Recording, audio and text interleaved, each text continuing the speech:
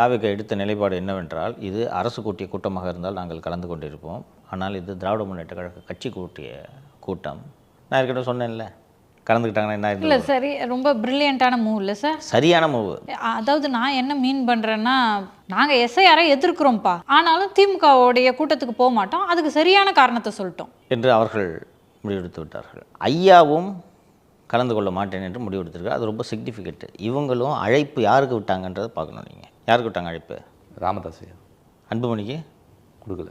So ஒரு குறுகிய கால ஆதாயத்துக்காக முடிவெடுக்கக்கூடியவராக இருந்தால் ஐயா இதில் கலந்து கொண்டிருப்பார். என்னென்னா, பரவாயில்ல, பையனுக்கு பதிலாக நம்மளை கூப்பிட்ருக்காங்க, நம்ம போய் கலந்துக்கிட்டு புகழ்ந்து பேசுவோன்னு. ஆனால் இது நமக்கு சேதாரத்தை விளைவிக்கும் என்பதை புரிந்து கொண்டதால் தான் ஐயா இதில் கலந்து கொள்ளவில்லை. மாறாக ஐயாவுக்கு இன்னொரு விஷயமும் தெரியும். வட தமிழகத்தில் பல வன்னியர்களின் வாக்குகள் பட்டியலில் சேராமல், ஏன்னா பிஎம்கேக்கு தான் போட போகிறாங்கன்னு தெரிஞ்சு நிறைய இடத்துல ஓட்ட திருகல் வேலையை அவங்க பண்ணியிருக்காங்கன்றது தான் ஐயாவுக்கு தெரியும். அவங்க நிர்வாகிகள் சொல்லுவாங்கள்ல, அதனால் இதில் கலந்துக்கல என்று அவர் அறிவித்து விட்டார். எனக்கு